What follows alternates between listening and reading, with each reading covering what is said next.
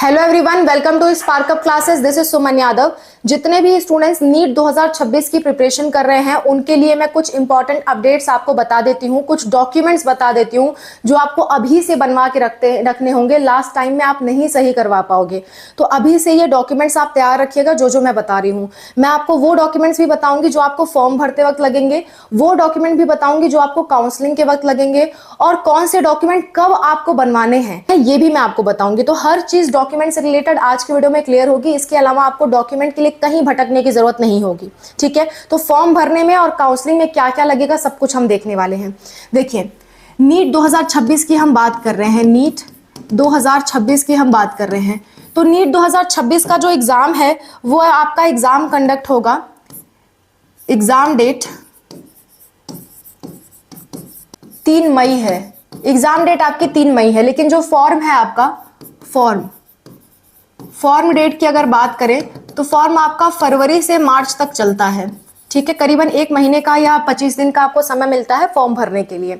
तो फॉर्म आपका चलता है, और जो नोटिफिकेशन है नीट 2026 की वो आपकी दिसंबर लास्ट में ही आ जाती है।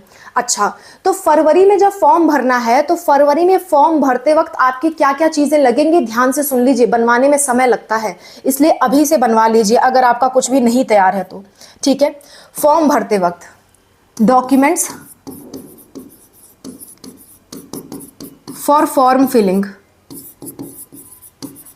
फॉर्म फिलिंग के लिए कौन कौन से डॉक्यूमेंट्स लगेंगे वो मैं आपको बता रही हूं, ध्यान से देखिए। फॉर्म फिलिंग के वक्त सबसे पहली चीज आपका फोटो लगेगा, फोटो। और फोटो जो आपको खिंचवाना है वो फोटो आपको कब खिंचवाना है, वो फोटो आप जनवरी से फरवरी के बीच में खिंचवाइएगा। जनवरी से फरवरी 2026 के बीच आप खिंचवाइएगा, ठीक है। और फोटो जो है, फोटो आपको 2 तरह की खिंचवानी होती है। एक होती है पासपोर्ट साइज, दूसरी होती है post card size. Passport size, post card size.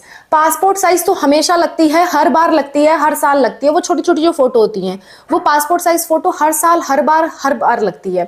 और ये फोटो एक आपकी लगेगी फॉर्म भरते वक्त, लेकिन 6-7 आपकी कॉलेज रिपोर्टिंग में लगती हैं। तो इकट्ठे आप 6-7 फोटो खिंचवा लीजिएगा, और 2 फोटो आपकी एडमिट कार्ड में भी लगेंगी, ठीक है। तो आप कुल हो सके तो 8 फोटो खिंचवा लीजिएगा। 8 फोटो आपको कम से कम जरूरत पड़ेगी, छोटी वाली, ठीक है, छोटी वाली।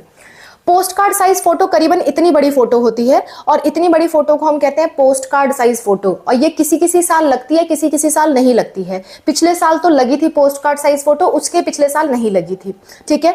तो ज्यादातर सालों में पोस्ट कार्ड साइज फोटो लगती है, कभी कभी नहीं लगती है। और ये फोटो आपको 2 खिंचवानी होती है, ठीक है। एक आपका फॉर्म में सबमिट होकर चला जाता है, एक आपका कॉलेज रिपोर्टिंग में भी लग सकता है, इसलिए सेफ्टी के लिए 2 खिंचवाइएगा, ठीक है।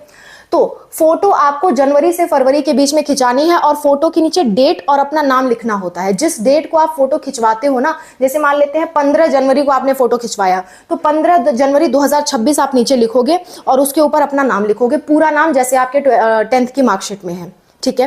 तो फोटो आपका लगता है फॉर्म भरते वक्त। दूसरा चीज, एक एक चीज डिटेल में बता रही हूं। दूसरा आपका आधार कार्ड लगता है। आधार कार्ड जरूर सही रखिएगा, आधार कार्ड में कोई गड़बड़ी नहीं होनी चाहिए। आधार कार्ड में एड्रेस हो गया, आपका माता पिता का नाम हो गया, आपका नाम हो गया, एक एक स्पेलिंग, एक एक चीज, डेट ऑफ बर्थ, सब कुछ सही होना चाहिए। अगर कुछ भी ऐसा है जो सही नहीं है तो उसे आप अपडेट करवाइए, सही करवाइए, अपने मार्कशीट से मैचिंग उसको बनवाइए। एक भी अक्षर, एक भी गैप अगर मिसिंग है तो उसको बिल्कुल अपने मार्कशीट के हिसाब से बनवाइए, वरना बहुत समस्या होती है आगे जाकर करके, और समय भी नहीं मिलता। इसको अभी से बनवाइए, अभी से। जब भी आप ये वीडियो देख रहे हो अभी से अप्लाई कर दीजिए आधार कार्ड के लिए, क्योंकि बहुत समय लगता है आधार कार्ड अपडेट होने में। कभी कभी जल्दी हो जाता है, कभी कभी बहुत समय लग जाता है। इसलिए आधार कार्ड आप अभी से, जब भी आप वीडियो देख रहे हैं अभी से अपडेट पे डाल दीजिए अगर आपका गलत है तो, ठीक। कुमारी नहीं लगा है, कुमार नहीं लगा है, यादव नहीं लगा है, सिंह नहीं लगा है, फलाना ठिकाना कुछ भी ऐसा है जो नहीं लगा है, या उसमें एक स्पेलिंग का एरर है, कुछ भी हल्का फुल्का गलती है, उसको सही कराइए, एक्सेप्ट नहीं होगा, ठीक है। समझ गए? अच्छा, नेक्स्ट बात आते हैं आपके 10th प्लस 12th की मार्कशीट। अगर आप अभी 12वीं में पढ़ रहे हो तो कोई बात नहीं, 12वीं की मार्कशीट नहीं लगेगी, लेकिन आप 12 पास कर चुके हो तो 10th और 12th की मार्कशीट भी लगेगी। और साथ में अगर किसी का पासिंग सर्टिफिकेट है तो पासिंग सर्टिफिकेट भी लगेगा। अब कहोगे मैम पासिंग सर्टिफिकेट क्या होता है? अपने कॉलेज पे संपर्क करें इसके लिए। किसी किसी साल पासिंग सर्टिफिकेट अलग अलग आता है। अगर आप यूपी बोर्ड से हो तो पासिंग सर्टिफिकेट अलग नहीं होता, सिर्फ आपको मार्कशीट लेनी है। अगर आप सीबीएसई बोर्ड हो तो हर साल के वाइज अलग अलग है। सीबीएसई बोर्ड में ज्यादातर पासिंग सर्टिफिकेट आपको अलग से दिया जाता है, तो वो भी आपका लगेगा। ठीक है, तो आपका मार्कशीट और पासिंग सर्टिफिकेट लगेगा। और मार्कशीट में अगर नाम गलत है या कुछ और गलत है या फोटो ही नहीं है, फोटो गायब है या कुछ और चीजें आपकी गड़बड़ है, तो मार्कशीट के लिए भी अभी से अप्लाई कर दीजिए। मार्कशीट आपकी गलत नहीं होनी चाहिए। और मार्कशीट 10th की मार्कशीट के हिसाब से ही सारे डॉक्यूमेंट होने चाहिए आपके। सारे डॉक्यूमेंट में जो नाम, मम्मी पापा का नाम, डेट ऑफ बर्थ है, वो सारे डॉक्यूमेंट में सेम होना चाहिए। ठीक है, तो अगर आपकी 10th की मार्कशीट में गलती है या 12th की मार्कशीट में गलती है तो अभी से अप्लाई कर दीजिए सही होने के लिए। तीसरा, अपनी अपार आईडी बना लीजिए। ठीक है, अपार आईडी बना लीजिए। अपार आईडी कैसे बनाते हैं हमने इस वीडियो में बता रखा है, आप बना लीजिए। कभी कभी ये मांगता है, कभी कभी नहीं भी मांगता है, तो ये ऑप्शनल है। आपका मन करे तो अभी बना लीजिए, वरना जब मांगेगा तब बना लीजिएगा। इसको बनाने में समय नहीं लगता, आप चाहे जब बना सकते हैं इसे। ठीक है, चौथा आपका कास्ट सर्टिफिकेट। कास्ट सर्टिफिकेट के बारे में ध्यान से सुनिएगा। कास्ट सर्टिफिकेट मैं अलग से बता देती हूं। कास्ट सर्टिफिकेट के बारे में ध्यान से सुनिए। कास्ट सर्टिफिकेट देखिए दो तरह का होता है। एक होता है स्टेट लेवल और दूसरा होता है सेंट्रल लेवल। तो जब आप फॉर्म भरोगे, फॉर्म भरते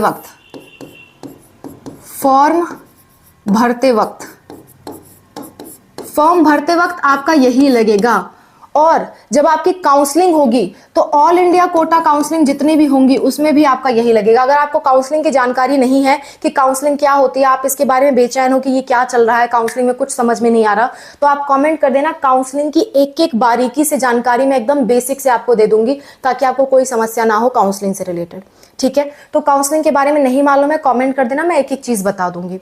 अच्छा, तो काउंसलिंग में, ऑल इंडिया कोटा काउंसलिंग में आपका सेंट्रल लेवल का ही लगेगा और फॉर्म भरते वक्त भी सेंट्रल लेवल लगेगा। गलती से भी स्टेट वाला मत लगाना। स्टेट वाला लगा देंगे तो आपको जनरल माना जाएगा, आपकी कैटेगरी का आपको कोई फायदा नहीं मिलेगा, आपको जनरल माना जाएगा और कट ऑफ आपकी हाई रहेगी। तो फॉर्म भरते वक्त कौन सा लगाना है? Central level. और सेंट्रल लेवल का जो सर्टिफिकेट लगाना है उसमें अगर आप ओबीसी से हो या फिर अगर आप ईडब्ल्यूएस हो तो आपको अपडेट कराना पड़ेगा अपना, और आपका 1 अप्रैल 2025 के बाद का होना चाहिए। एक भी दिन पहले का है तो नहीं चलेगा। 1 अप्रैल 2025 के बाद का ही सर्टिफिकेट आपको अप्लाई करना है। ठीक है, समझ गए बात? क्योंकि फरवरी में फॉर्म आ रहा है तो आप 2026 फरवरी में अपडेट कराओगे तो कोई फायदा नहीं है आपका। अगर 1 अप्रैल 2025 से लेकर के जब तक आप फॉर्म भर रहे हो उसके बीच का है तो कोई दिक्कत नहीं है, आप आराम से फॉर्म में लगा दो। काउंसलिंग में दोबारा से इसे अपडेट कराना पड़ेगा, वो बात अलग है, लेकिन अभी आपको अपडेट करवाना पड़ेगा 1 अप्रैल 2025 के लिए। ठीक है, 1 अप्रैल 2025 के बाद का ही आपका ओबीसी या ईडब्ल्यूएस होना चाहिए। तो आप अभी अपडेट करा लो या फॉर्म जब निकल जाएगा तब कराना, उससे कोई फर्क नहीं पड़ता। आप आराम से करा सकते हो इसको, चाहे जब करा सकते हो, लेकिन फॉर्म निकलने के पहले पहले करा लेना। फरवरी में फॉर्म निकलेगा, अपडेट के लिए डालोगे तो करीबन 1 हफ्ता 2 हफ्ता लग जाता है, तो आपको समस्या में रहोगे आप। तो मैं कहूंगी मैक्सिमम इसे जनवरी में अपडेट करा लेना, जनवरी में अपडेट कराना। और पहले से आपके 1 अप्रैल 2025 के बाद का है तो आपको अपडेट कराने की जरूरत नहीं है, जनवरी में या दिसंबर में ही आप इसे अपडेट करा लो। ठीक है, समझ गए बात को? तो ये आपका क्या लगेगा? ये आपके फॉर्म भरते वक्त लगेगा और सेंट्रल लेवल का ही। और अगर आप दूसरे कैटेगरी से हो, यानी कि अगर आप एससी हो, एसटी हो तो आपको अपडेट कराने की कोई जरूरत नहीं है। और जनरल वालों का तो लगता ही नहीं है, जनरल का कोई कास्ट सर्टिफिकेट नहीं लगता। तो एससी एसटी हो तो आपका पुराना भी चल जाएगा, कोई दिक्कत वाली बात नहीं है। लेकिन ये मत करना कि 10-12 साल पुराना हो, ऐसा नहीं है ना। 2-4 साल पुराना हो, 5 साल पुराना हो, चल जाएगा। लेकिन बहुत ज्यादा पुराना है तो उसको अपडेट करा लीजिएगा। और ये पुराना भी चल जाएगा, आपको साल वाइज अपडेट कराने की जरूरत नहीं है। पर ये आपका सेंट्रल लेवल का होना चाहिए, इस बात का ध्यान रखिएगा। अगर आपको नहीं मालूम कि सेंट्रल लेवल स्टेट लेवल क्या होता है, कमेंट कर दीजिएगा, अलग से हम क्लैरिफाई करके वीडियो बना देंगे। ठीक है, लेकिन सेंट्रल लेवल का ही बनाइएगा, फॉर्म भरते वक्त सेंट्रल लेवल ही लगेगा। बात क्लियर है? अच्छा, आगे बढ़ते हैं। अगला अगला डॉक्यूमेंट, जितने भी बच्चे पीडब्ल्यूडी से हैं, पीडब्ल्यूडी क्या होता है मैम? पीडब्ल्यूडी होता है कि जो किसी भी तरह से दिव्यांग है, यानी कि उनका कोई हाथ पैर कोई अंग ऐसा है जो काम नहीं करता, उन्हें हम दिव्यांग कहते हैं, अपाहिज कहते हैं, उन्हें पर्सन विथ डिसेबिलिटी भी कहते हैं। इसका फुल फॉर्म होता है पर्सन विथ डिसेबिलिटी। कोई मेरी बात का बुरा नहीं मानेगा, मैंने सिर्फ समझाने के लिए कुछ शब्दों का इस्तेमाल किया है, मेरा किसी की फीलिंग्स को हर्ट करने का कोई मतलब नहीं है, मैं बस समझाना चाहती हूँ कि पीडब्ल्यूडी मतलब क्या होता है। पीडब्ल्यूडी मतलब होता है पर्सन विथ डिसेबिलिटी, एबिलिटी, इनका कट ऑफ सबसे कम जाता है, एबिलिटी, इनका कट ऑफ सबसे कम जाता है। तो पीडब्ल्यूडी का जो फॉर्म है आप उसे अपडेट करा लीजिएगा, वो अपडेटेड होना चाहिए। पीडब्ल्यूडी का जो फॉर्म है वो आप किसी भी मेडिकल हॉस्पिटल से बनवा सकते हो, गवर्नमेंट मेडिकल हॉस्पिटल से आपको बनवाना होता है, किसी प्राइवेट से नहीं। गवर्नमेंट जो आपके जिले के अस्पताल हो वहां से आप पीडब्ल्यूडी का सर्टिफिकेट बनवा सकते हो, ठीक है। और वो भी अपडेटेड होना चाहिए, 1 साल से ज्यादा पुराना नहीं होना चाहिए। ऐसी गाइडलाइंस आ रही है, न्यूज आ रही है, ऑफिशियल अपडेट तो नहीं आई है पर ऐसी न्यूज आ रही है कि 1 साल से पुराना नहीं होना चाहिए। तो बेहतर ये होगा कि आप इसे अपडेट करा लें, ठीक है। और चाहे तो न्यूज का वेट कर लीजिए तब अपडेट कराइएगा, या तो अभी करा लीजिए, आपकी मर्जी, पर ये 1 साल से पुराना नहीं होना चाहिए, ठीक है। तो पीडब्ल्यूडी का जो सर्टिफिकेट है वो लोग बनवा सकते हैं जो वास्तव में दिव्यांग हैं, जिनको कोई शारीरिक कमी है वो बना सकते हैं, उनको इससे छूट मिलती है। इसके अलावा कुछ एक्स्ट्रा सर्टिफिकेट होते हैं, बहुत सारे बच्चों को इसके बारे में नहीं मालूम होता, एक्स्ट्रा सर्टिफिकेट, और ये आपको फॉर्म भरते वक्त ही लगाने होते हैं। अगर आप ये फॉर्म भरते वक्त नहीं लगाते हो तो बाद में आपको इसका फ़ायदा नहीं मिलता। जैसे अगर आप आर्मी से हैं, आपके फादर आर्मी से हैं, आर्मी कोटा के लिए आप अप्लाई कर सकते हो। आर्मी का सारा कोटा पढ़ लीजिए, आर्मी के बहुत सारे डिफरेंट कोटा हैं, बहुत सारे डिफरेंट लेवल हैं। जिस भी लेवल का आपका कोटा है उसके लिए आप अप्लाई कर दीजिएगा फॉर्म भरते वक्त ही, भूलिएगा मत। अगर आप एक्स सर्विसमैन हो, आपके फादर नहीं, आप एक्स सर्विसमैन हो, यानी कि पहले आप कहीं सर्विस कर चुके हो और छोड़ करके नीट का एग्जाम दे रहे हो, तो भी आप इसका सर्टिफिकेट बना करके लगाइए, इससे आपको बहुत फायदा मिलेगा। अगर आप एनसीसी के कैंडिडेट हो तो भी आपको इसका बहुत फायदा मिलेगा, इसको लगाइए। अगर आप सिंगल गर्ल चाइल्ड हो, सिंगल गर्ल चाइल्ड यानी कि आप अपने माँ की इकलौती बेटी हो और आपका कोई भाई बहन नहीं है, तो आप क्या करोगे, आप इसका भी सर्टिफिकेट बनवाओगे और इसका सर्टिफिकेट बना करके लगाओगे फॉर्म में, तो आपको बहुत फायदा मिलेगा। अगर आप ऑर्फन हो, ऑर्फन कहने का मतलब होता है कि आपके अगर माता पिता नहीं हैं तो आप अनाथ कहलाते हो, उसी को इंग्लिश में ऑर्फन कहते हैं, तो उसका भी सर्टिफिकेट बनता है और ऐसे बच्चों को बहुत सारी जगह छूट मिलती है। अगर आप माइनॉरिटी हो, माइनॉरिटी मतलब अगर आप मुस्लिम हो या जैन हो या सिख हो या ईसाई हो तो आपके लिए कुछ कॉलेजेस में सीटें रिजर्व होती हैं। अगर आप वो सर्टिफिकेट बनवा लेते हो तो आपको उन कॉलेजेस में आसानी से एडमिशन मिल सकता है कम कट ऑफ पे, इसलिए माइनॉरिटी सर्टिफिकेट भी बनवा के रखिए। इतने सर्टिफिकेट एक्स्ट्रा होते हैं जो आपको बनवा के रखने होते हैं अगर आप इनमें से किसी कैटेगरी में हो। एक और बात, ESIC सर्टिफिकेट, ESIC के कॉलेज इस बार बहुत ज़्यादा इंक्रीज हुए हैं। अगर आपके पास ESIC का सर्टिफिकेट होगा तो अगले साल आपको बहुत फायदा देखने को मिलेगा। ESIC सर्टिफिकेट आप बनवा सकते हो, जो लोग भी एम्प्लॉय हैं ESIC में वो आराम से ESIC का सर्टिफिकेट बनवा सकते हैं, तो ESIC सर्टिफिकेट आप बनवा सकते हो, ठीक है। तो ये सारे जो सर्टिफिकेट्स हैं ये आपको बहुत ज़्यादा फायदा करते हैं जब आप नीट का काउंसलिंग करवाते हो, और ये सारे सर्टिफिकेट आपके फॉर्म भरते वक्त ही लगते हैं। अगर आप फॉर्म भरते वक्त नहीं लगाते तो बाद में आपको प्रॉब्लम आती है, इसका फायदा आपको नहीं देखने को मिलता। इसलिए फॉर्म भरने वक्त ही ये सारे सर्टिफिकेट बनवा लें, और अभी से बनवा लें। अभी आपका अक्टूबर चल रहा है, नवंबर दिसंबर तक आप आराम से बना लें, फरवरी में फॉर्म निकलेगा, फरवरी में आराम से आप भर पाओगे। ये सारे सर्टिफिकेट जो है वो अभी से आप अप्लाई कर दीजिए बनने के लिए। ओके, समझ में आ गई बात। तो ये कुछ एक्स्ट्रा सर्टिफिकेट्स थे। अब मैंने क्या क्या बता दिया, मैंने बताया आपका एक्स्ट्रा सर्टिफिकेट, कास्ट सर्टिफिकेट, आधार कार्ड, अपार ID, ठीक है, 10th 12th की मार्कशीट मैंने आपको बता दी, फोटो मैंने आपको बता दी। इतनी चीज़ें आपके फॉर्म भरते वक्त लगती है। फॉर्म भरते वक्त ये सारी चीज़ें आपके पास होनी चाहिए, जिनमें से आधार कार्ड अगर गलत है तो अभी से सही करवाओ, मार्कशीट अगर गलत है तो अभी से सही करवाओ, या गायब हो गई है, खो गई है, ओरिजिनल नहीं है तो अभी से उसके लिए अप्लाई करिए, उसमें डिले आप मत करिए। दूसरा, कास्ट सर्टिफिकेट भी अभी से आप अपडेट कर सकते हैं या 1-2 महीने में अपडेट कर सकते हैं, आपकी मर्जी, अगर आप OBC और EWS से हैं, ठीक है। PWD भी आप अपडेट करा लीजिए, आपका एक्स्ट्रा सर्टिफिकेट है वो भी आप अपडेट करा लीजिए, प्लस आपका जो फोटो है वो आप जनवरी फरवरी में करवा लीजिएगा, जनवरी फरवरी में खिंचवा लीजिएगा फोटो आराम से, और फोटो के नीचे डेट और नाम जरूर लिखिएगा, और बैकग्राउंड सफेद होना चाहिए फोटो का, ठीक। तो और इस तरह की सारी अपडेट्स के लिए डिस्क्रिप्शन में प्लेलिस्ट है, उसे आप सेव कर लीजिए। वो प्लेलिस्ट आपको बहुत हेल्प करेगी। लगातार उसमें सारी अपडेट्स अभी से लेकर के जब तक आपका एडमिशन नहीं हो जाता तब तक हर एक अपडेट हम आप तक पहुंचाते रहेंगे। एग्जाम्स की, काउंसलिंग की, सब कुछ आपको उसी प्लेलिस्ट में मिलेगा, सारी अपडेट्स। ठीक है, आगे बढ़ते हैं। जब आप काउंसलिंग कराओगे तो काउंसलिंग में कौन कौन से काउंसलिंग, अब काउंसलिंग क्या होती है नहीं मालूम है तो आप प्लीज कमेंट कर दीजिएगा, मैं काउंसलिंग पे डिटेल वीडियो बना दूंगी। काउंसलिंग करने का मतलब कॉलेज मिलने की जो आपकी प्रोसेस होती है। एग्जाम देने के बाद कॉलेज अपने आप नहीं मिलता, एक प्रोसेस होती है काउंसलिंग की, उससे मिलता है। ठीक है, तो काउंसलिंग की प्रोसेस में क्या होता है, काउंसलिंग की प्रोसेस में बहुत सारी चीजें लगती हैं। काउंसलिंग की प्रोसेस में आपको जो नीट का एडमिट कार्ड मिला है वो एडमिट कार्ड संभाल के रखिएगा, गायब मत करिएगा। वो एडमिट कार्ड आपके काम आएगा और एडमिट कार्ड आपके एग्जाम सेंटर पे जमा हो जाएगा, इसलिए 2 प्रिंट आउट निकालिएगा एडमिट कार्ड का। एडमिट कार्ड अपने पास रखना, गलती से भी उसे मिस मत करना, काउंसलिंग में इसकी सबसे ज्यादा जरूरत पड़ती है, एडमिट कार्ड। और आपका फिर रिजल्ट आता है स्कोर कार्ड के रूप में, तो स्कोर कार्ड आपको रखना है। उसके बाद आप काउंसलिंग का रजिस्ट्रेशन कराते हो तो रजिस्ट्रेशन फॉर्म आपको रखना है, रजिस्ट्रेशन फॉर्म। ठीक है, नीट का भी रजिस्ट्रेशन फॉर्म रखिएगा, काउंसलिंग का भी रजिस्ट्रेशन फॉर्म रखिएगा। इसके बाद आपका कास्ट सर्टिफिकेट तो लगेगा ही, कास्ट सर्टिफिकेट। लेकिन कास्ट सर्टिफिकेट के बारे में अभी मैं आगे बताऊंगी। कास्ट सर्टिफिकेट के लिए यहाँ पे एक इंपॉर्टेंट न्यूज़ है।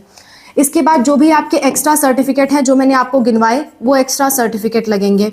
ठीक है, एक्स्ट्रा सर्टिफिकेट वो सारे के सारे आपके लगेंगे, जो भी के लिए आप एलिजिबल हो, जिसके लिए भी आप एलिजिबल हो। अगर आप स्टेट की काउंसलिंग करा रहे हो तो आपका डोमिसाइल यानी कि जहाँ के आप निवासी हो, निवास प्रमाण पत्र, जहाँ के आप रहने वाले हो, ये लगेगा। और ये डोमिसाइल ना एग्जाम के बाद, जैसे एग्जाम खत्म हो अप्लाई कर देना, डोमिसाइल बनवा के रख लेना, डोमिसाइल बनने में समय लगता है, तो ये जैसे ही आपका एग्जाम खत्म हो इसके लिए बनवा लीजिए। और कास्ट सर्टिफिकेट जैसे ही आपका एग्जाम खत्म हो इसको अपडेट करवाना है आपको, फिर से इसको वापस से अपडेट कराना है। और इसको वापस से कब का बनाना पड़ेगा, 1 अप्रैल 2026 के बाद का, 1 अप्रैल 2026 के बाद का होना चाहिए। वापस से कास्ट सर्टिफिकेट अपडेट कराना पड़ेगा ईडब्ल्यूएस और ओबीसी को। यानी कास्ट सर्टिफिकेट आपको 2 बार अपडेट कराना पड़ता है, एक तो फॉर्म भरने से पहले, एक आपका एग्जाम होने के बाद, काउंसलिंग से पहले। ठीक है, अच्छा, डोमिसाइल कब लगेगा, सिर्फ और सिर्फ स्टेट के काउंसलिंग में लगेगा, अगर आप स्टेट काउंसलिंग में जा रहे हो तो। और इसी तरह से इनकम सर्टिफिकेट जो होता है, इनकम सर्टिफिकेट जो होता है ये भी आपके स्टेट का लगता है, स्टेट काउंसलिंग में लगता है, ऑल इंडिया में नहीं लगता। ठीक है, तो स्टेट काउंसलिंग कराओगे तो ये दोनों डॉक्यूमेंट्स भी आपके लगेंगे। इसके साथ साथ जितनी भी फोटो होती हैं, फोटो जो मैंने आपको पहले बताया है वो फोटोज भी काउंसलिंग में लगेंगी। फोटो के साथ साथ आपका गैप सर्टिफिकेट एग्जाम होने के बाद आप गैप सर्टिफिकेट आराम से बनवा लीजिएगा। एग्जाम होने के बाद ये सब बनाना होता है। ठीक है, एग्जाम जैसे ही खत्म हो आप अप्लाई कर दीजिएगा इन सारी चीजों के लिए, एग्जाम से पहले इसके लिए परेशान होने की जरूरत नहीं है। तो गैप सर्टिफिकेट क्या होता है, जैसे मान लीजिए आपने 12वीं पास की 2024 में, फिर 2025 बीत गया, 2026 में आप एग्जाम दे रहे हो, तो 2 साल का आप गैप माना जाएगा, 2 साल का आपको गैप सर्टिफिकेट लगाना पड़ेगा। समझ गए आप। तो गैप सर्टिफिकेट किसी ने पिछले साल एग्जाम दिया हो या उसने बीएससी किया हो, बीए किया हो, कोई मतलब नहीं है। 12 के बाद कितने साल बाद आप एग्जाम दे रहे हो उसका गैप सर्टिफिकेट आपको बनवाना होता है, और ये किसी वकील से बनवा सकते हो या तहसील से बनवा सकते हो। Next, medical certificate. Medical certificate क्या होता है, मेडिकल सर्टिफिकेट आपको अपने जिला अस्पताल से बनाना होता है। इसमें यह लिखा होता है कि आपको कोई गंभीर बीमारी नहीं है, ऐसी कोई बीमारी नहीं है जो दूसरों को हो सकती है, ताकि दूसरे इंपैक्ट ना हो। ठीक है, इसलिए मेडिकल सर्टिफिकेट भी आपका लगता है। इसके बाद आपको अगर कॉलेज मिल जाएगा तो सीट अलॉटमेंट लेटर लगेगा, सीट अलॉटमेंट लेटर। और जब आप काउंसलिंग का फॉर्म भरोगे ना तो काउंसलिंग के फॉर्म में फीस लगती है, सिक्योरिटी फीस। तो सिक्योरिटी फी का रिसिप्ट आपको लेना होता है। सिक्योरिटी फी का रिसिप्ट भी आपका लगता है कि सिक्योरिटी फीस आपने जमा की है, ये काउंसलिंग में आपका जमा होगा। ये सब आपके एग्जाम के बाद होना है। ठीक है, इसके बाद नेक्स्ट होता है आपका टीसी माइग्रेशन। ठीक है, टीसी माइग्रेशन, कैरेक्टर सर्टिफिकेट भी आपको अपलोड कराना पड़ता है, अपडेट कराना पड़ता है। 6 महीने से ज़्यादा पुराना नहीं होना चाहिए कैरेक्टर सर्टिफिकेट। ठीक है, तो एग्जाम के बाद इसे भी आप अपडेट करा लेना। इसके बाद आपके 10th और 12th की मार्कशीट लगती है, 10th प्लस 12th की मार्कशीट, अगर कोई 12th की मार्कशीट किसी के पास नहीं है तो ऑनलाइन तब तक रिजल्ट आ जाता है, ऑनलाइन रिजल्ट भी आप अप्लाई कर सकते हो, वो भी लग जाता है। और इसके साथ साथ किसी का पासिंग सर्टिफिकेट है तो पासिंग सर्टिफिकेट भी लगेगा, पासिंग सर्टिफिकेट भी लगेगा। इसके बाद जो आपकी अपार आईडी है, इस बार तो नहीं लगी थी लेकिन उम्मीद है अगले साल आपकी अपार आईडी जरूर लगेगी, ठीक है, अपार आईडी आपकी लगेगी। तो इतनी सारी चीजें जो है वो आपके काउंसलिंग के समय लगती है। और ये सारी चीजें जो मैंने ये पूरा लिखा हुआ है और जो मैंने ये पूरा लिखा हुआ है, ये आपको कब बनवाना है? ये आपको तब बनवाना है जब आपका एग्जाम खत्म हो जाए, ये एग्जाम से पहले आपको नहीं बनवाना। 2026 में जब आपका एग्जाम खत्म हो जाए तो इसके लिए एक्टिव हो जाना। कास्ट सर्टिफिकेट के बारे में कुछ चीजें बता देती हूँ। काउंसलिंग के लिए, काउंसलिंग के लिए, काउंसलिंग में 2 तरह की काउंसलिंग होती है, एक होती है आपकी स्टेट की काउंसलिंग और एक होती है आपकी ऑल इंडिया कोटा की काउंसलिंग। स्टेट की काउंसलिंग में स्टेट सर्टिफिकेट लगता है, स्टेट का कास्ट सर्टिफिकेट लगता है, ये अलग होता है। स्टेट कास्ट सर्टिफिकेट ये अलग बनता है, ठीक है। और ऑल इंडिया कोटा में होता है, ऑल इंडिया कोटा में होता है आपका central caste certificate, central caste certificate. हेर फेर मत करिएगा, अगर आप कुछ भी गड़बड़ करते हैं तो आपको उसका फायदा देखने को नहीं मिलेगा, ठीक है। तो ऑल इंडिया काउंसलिंग में सेंट्रल वाला लगेगा, स्टेट में स्टेट वाला लगेगा। और काउंसलिंग में 1 अप्रैल 2026 के बाद का ही बनवाना है, चाहे वो स्टेट का हो या फिर आपके सेंट्रल का हो। तो 1 अप्रैल 2026 के बाद दोबारा से आपको अपडेट कराना पड़ेगा। कौन से के लिए? ईडब्ल्यूएस और ओबीसी वालों को, केवल ईडब्ल्यूएस और ओबीसी वालों को दोबारा से अपडेट करवाना है। और अगर SC ST हो तो आपका पुराना भी चलेगा, लेकिन स्टेट काउंसलिंग में स्टेट वाला होना चाहिए और ऑल इंडिया में ऑल इंडिया वाला होना चाहिए, SC ST के लिए भी। समझ गए बात? तो ये पूरा का पूरा ब्यौरा था जिसमें मैंने आपको सारे के सारे डॉक्यूमेंट बता दिए। अब अगर आप फ्री प्रिपरेशन करना चाहते हो तो हमारा एक चैनल है स्पार्क अप स्टडी, जिस पे आप फ्री प्रिपरेशन कर सकते हो। जैसे ये स्पार्क अप क्लासेस चैनल है, वैसे ही हमारा दूसरा चैनल है स्पार्क अप स्टडी, जिस पे आप फ्री में प्रिपरेशन कर सकते हो। A to Z सारी प्रिपरेशन आपको फ्री कराई जाएगी। मैं आपको बता देती हूँ प्रिपरेशन कैसे होंगी। डिस्क्रिप्शन में आपको प्रिपरेशन की प्लेलिस्ट मिल जाएंगी। पहला प्लेलिस्ट जो है वो आपको मिलेगा नीट बायो का, नीट बायो का। दूसरा प्लेलिस्ट आपको मिलेगा नीट फिजिक्स का, नीट फिजिक्स का। तीसरा प्लेलिस्ट आपको मिलेगा नीट केमिस्ट्री का, नीट केमिस्ट्री का। इसके बाद चौथा प्लेलिस्ट मिलेगा आपको नीट 1 शॉट वीडियोस का, नीट 1 शॉट, ठीक है। इसके बाद 5वां प्लेलिस्ट आपको मिलेगा NEET PYQs, NEET PYQ and question practice. जितना भी एक्स्ट्रा क्वेश्चन प्रैक्टिस होगा हम इसी में कराएंगे, ठीक है। इसके बाद 6वां प्लेलिस्ट, 6th प्लेलिस्ट जो है, 6th प्लेलिस्ट वो आपको मिलेगा नीट 2026 अपडेट्स का, 2026 अपडेट्स का। तो जो अपडेट्स वाली प्लेलिस्ट है वो आपको स्पार्क अप क्लासेस पे ही मिलेगी और बाकी प्लेलिस्ट आपको मिलेगी स्पार्क अप स्टडी पे। और शुरुआत की जो 4 प्लेलिस्ट है वो हिंदी मीडियम के लिए अलग से मिलेगी, इंग्लिश मीडियम के लिए अलग से मिलेगी। हिंदी और इंग्लिश के लिए अलग अलग प्लेलिस्ट है। शुरुआत में मैंने डिस्क्रिप्शन में कुछ हिंदी मीडियम की प्लेलिस्ट डाली है, उस शुरुआत में मैंने डिस्क्रिप्शन में कुछ इंग्लिश मीडियम की प्लेलिस्ट डाली है, उसके नीचे आपको हिंदी मीडियम की भी प्लेलिस्ट मिल जाएगी। तो वो प्लेलिस्ट आप सेव कर सकते हो। ये सारा का सारा आपको फ्री ऑफ कॉस्ट प्रिपरेशन के लिए है। नीट बायो की प्लेलिस्ट में आपको नीट बायोलॉजी के चैप्टर नंबर 1 से लेकर के चैप्टर लास्ट तक जितने भी आपके चैप्टर हैं 11th और 12th सबके चैप्टर्स आपको इसी प्लेलिस्ट में मिलेंगे।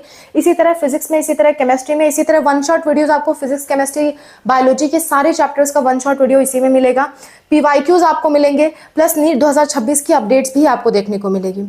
Okay, so that's all about the video. I hope this video is helpful for you. कोई दिक्कत, कोई परेशानी आती है, we are there to help you. Comment में मेंशन करिए कि आपको क्या परेशानी है, हम आपकी हेल्प के लिए टोटली तैयार हैं। हर एक कमेंट का हम रिप्लाई कर रहे हैं।